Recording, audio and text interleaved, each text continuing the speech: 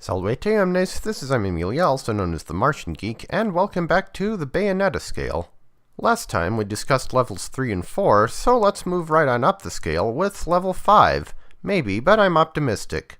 This is for games that I might or might not do, but I think they're more likely than not. Or while they're not a huge priority or have some problems associated with them, I would at least like to do them eventually. Games that fall under this category include Megaman ZX, as well as its sequel Megaman ZX Advent. These games are pretty good, challenging and even annoying at times, like most Mega Man games are, but overall they're pretty fun. I'm not sure how easy they'd be to record. I imagine not too bad as DS games go since they don't require the touchscreen, but I've never actually tried emulating them, so who knows. I need to figure out how to do that thing I've seen where the video is split into two sections of different sizes. I also feel like these games would be really susceptible to the Let's Play curse. Maybe it's just me, but that's the impression I get from them, having played both multiple times on a real console. Crash Twinsanity. This game is in kind of a weird place. It's sort of a transition between the older, classic-style linear warp room type of Crash Bandicoot games, and the newer, more open-world but also less platformy type of Crash Bandicoot games. So it pretty much splits the difference between the two in every respect. It's less good than the games that came before it, but less bad than the games after it. It's less linear than the games before it, but more so than the games after it. And it's less platform-centric than the games before it, but more so than the games after it. It does have at least one unique aspect to it that it doesn't share with the others, and as far as that goes, let's just say maybe there's a good reason most games don't do their entire soundtrack a cappella. Also, it's been absolutely forever since I've played this game. I did watch a Let's Play of it relatively recently, but I'm fairly sure I haven't played it since the first time I beat it after getting it, and that was at least 10 years ago. How is it 2019 already? How is it that for the most part my teenage years felt pretty distinct from one another, while most of my 20s have kinda just felt like one big long continuous year? Anyway, Crash Twinsanity, also known as Crash Bandicoot 5. It's an okay game. Not great, but okay. I will probably play it on this channel at some point in the future, though definitely not before doing Crash 1 and 4. Copy Kitty.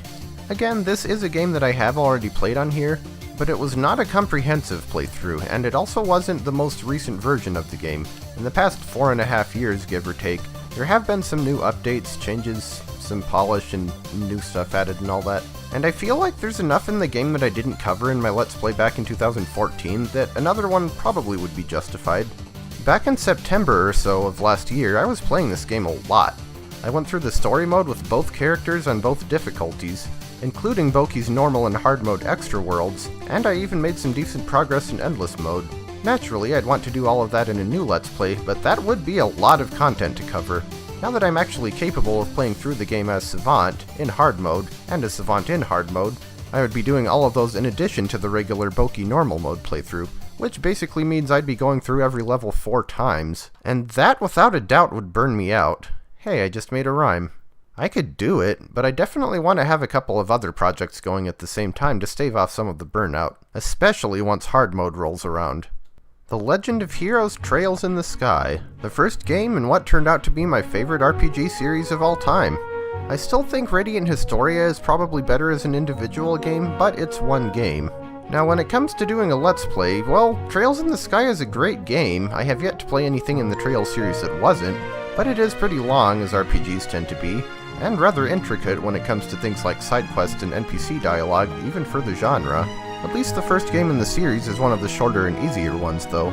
People say that Trails of Cold Steel is easier than Trails in the Sky overall, but I kinda don't see it. Maybe Cold Steel has more powerful abilities than Sky does overall, but it seems like it also has a lot more annoying bosses, or at least the particularly annoying attacks that enemies can do show up a lot more frequently. I have noticed that it seems like a lot of Trails players, especially if they're playing Trails of Cold Steel, either try to min-max their characters, play on the hardest difficulty setting, or min-max their characters because they're playing on the hardest difficulty setting. And outside of specific circumstances, like particularly tricky bosses and stuff, I don't do either of those. I just play the games like I would any other RPG, so maybe that's where the discrepancy comes in. The bottom line is, I don't know how practical Trails in the Sky actually would be as a Let's Play just due to how much time the project would take, but I feel like I like it enough and gush about it enough that I'd honestly be surprised if it didn't show up on the channel at some point. As with Copy Kitty, what I'd probably do is have several other projects going at the same time to keep things interesting. Now let's talk about Ys Origin, which is actually made by the same company that does Trails. I forget what else Falcom's done besides Trails and Ys, but considering the latter series started in the 80s, they've been around for a while.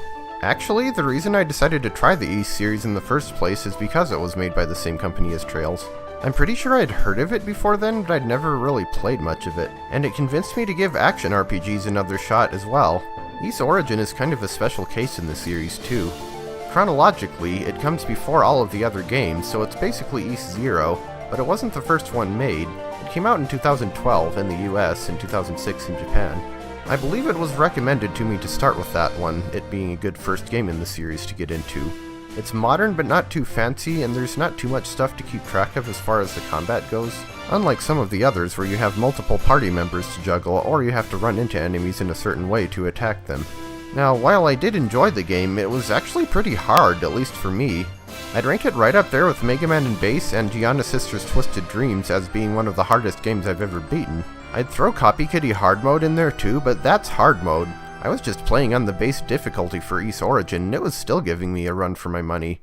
And there are 2 more difficulties above that. Yikes. It could probably make for a decent Let's Play, and I don't think I've seen too many other people doing it either, certainly none of the ones I watch, but we'll just have to see how it goes, I guess.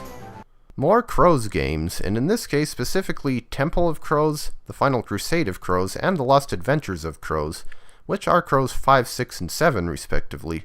There were plans for an 8th game, but it never got finished. Though I think it would be kind of interesting to try recreating them, or even adding on to them, on a modern system. ASCII character graphics and all. I might have to do that if I ever get more seriously into programming. In any case, the later games in the series are generally pretty decent, and Temple at least isn't any more difficult than Return. Of course, I don't have that childhood familiarity with any of the others. I don't know how well people would like these, because if I remember correctly, I didn't get a single comment on my Return to Kroz Let's Play. I'd say that Temple of Kroz is a low 5, Final Crusade is a high 5, and Lost Adventures is a 6. I don't normally give decimal ratings for things, but if this were a 100-point scale rather than 10, so for instance 41 to 50 would all count as a 5, but 45.5 would be the average, I'd say about 41 for Temple, 48 for Final Crusade, and 54 for Lost Adventures. So yeah. Megaman X Corrupted. This is another fan game, and another case where I really want to play it, but it's not actually out yet. It's a Mega Man X game, of course, but rather than having 12 or so self-contained linear levels, it's actually a Metroidvania. It also has a lot of different upgrades and abilities you can get, and really good music. And you can play as either X or 0. But it gets a 5, because as I said, it hasn't actually been released yet, and who knows how long that'll take. The creator, JKB Games, has actually been working on it for quite a while. Progress is still being made at least, but hopefully it won't be too long. Other Super Mario World hacks, that is, ones not made by Gamma V. The problem is, while there are a lot of Super Mario World hacks out there, the overwhelming majority seem to be either just not that good, or obnoxiously difficult. Gamma V's are one of the exceptions to that rule. Maybe if more people other than her would make hacks that are actually reasonable, I'd play them on this channel. There have been a few that have come along, though a lot of those never got finished. New Super Mario Bros. SNES comes to mind, as well as the Tale of Elementia, which is probably more well known. Extra Mario World looks like it'll be pretty good. The team working on it is trying to create the best Super Mario World hack ever made, so let's hope it can live up to that goal. I recall that the creator of Cutie Remark Adventure was specifically trying to go out of their way not to make the hack too difficult, so that might be something to consider, assuming the pony stuff didn't cause any drama anyway. SMW 2+3 The Essence Star is pretty good, maybe nothing special by 2019 standards, but it was one of the first hacks I ever played and one of the first ones I really liked. But it's only compatible with inaccurate emulators, so it's pretty much off the table unless somebody fixes it. SMW CP2, we'll get to that later. For the time being, I'm having enough trouble just finding hacks to play, let alone LP, but there have to be more out there that I'd like. Lunar Magic's been around for almost 20 years at this point. Touhou, and specifically just a casual playthrough, not a 1-credit clear, and maybe not even finishing the game. I haven't played one of these in a while, and it's been quite some time since I showed off Imperishable Night on here, or for that matter Another World's Chaos, which was a Touhou crossover fan game. I don't know though, I'm not good enough at the games to beat most of them.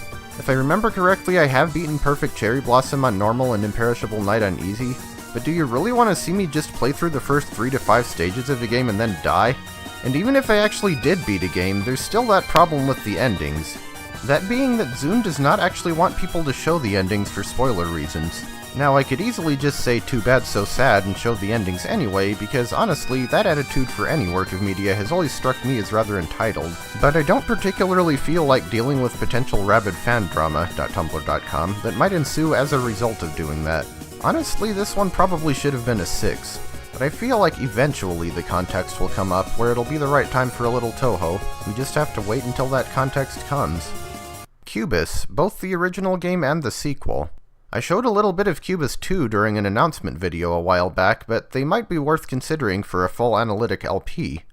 Though I will admit I'm not sure how entertaining I'd be able to make them, or for that matter if I'd even be able to get through every level. There's also the problem that neither of them is available on Steam or GOG. I do still have the disc for Cubis 2, but I'm not actually sure where I'd get Cubis 1 and still have it run on a modern system. So who really knows?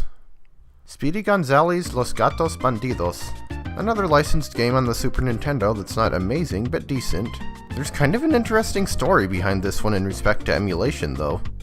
There's a part in the 6th level where you have to hit a switch to activate a magnet, and if you do it on an emulator that isn't accurate enough, it just freezes the game. Because there's a loop of code that runs after you hit it that presumably unintentionally references an open bus register. Open bus, if you didn't know, describes an address that isn't actually mapped to memory, so it has an undefined value, usually whatever the byte the system last processed was. The freeze doesn't happen on an actual Super Nintendo though, because by sheer dumb luck, the HDMA used during the level happens to write a byte value capable of breaking the loop at the exact right time during the check, so that a different value is returned and the loop ends. Most emulators either don't emulate the open bus behavior correctly, or don't quite get the timing right for the different parts of the system working together, so we get the freeze. I can't imagine that was intended behavior, but it does explain why the developers never caught a bug that game-breaking. Oddly enough, I remember trying it on Beast Nest compatibility back in the day and not getting the freeze, but ending up with some glitched sprite graphics. And in the process of testing the bug on various emulators, I actually discovered another unrelated bug, where if you stand on the platform that the magnet picks up quickly enough, you can actually glitch through the ceiling. I showed that one off in a video on my channel already back in 2012. As far as the prospects of doing a Let's Play of the game go, it might take some getting used to at first, since as far as I know the last time I actually played it was when I did that bug show-off video, but I see no reason why I couldn't. Daffy Duck the Marvin missions. Unlike with the previous game, I actually have played this one recently. It's one of those Super Nintendo games that I'm pretty sure my parents just found at a second-hand store somewhere. The game is okay, I guess. Honestly, the most difficult part of it for me, I think, is just finding a route through the levels that'll actually let me get all of the items. Well, that and dealing with the imprecise jump physics. I'm not in a hurry to do a Let's Play of the game or anything, but it is something to consider for the future. With that, that's all I have for you today. Honestly, I was expecting this one to be longer. I didn't have as many 5s as I thought I would. We've discussed everything on the lower half of the scale, so we'll start on the upper half next time.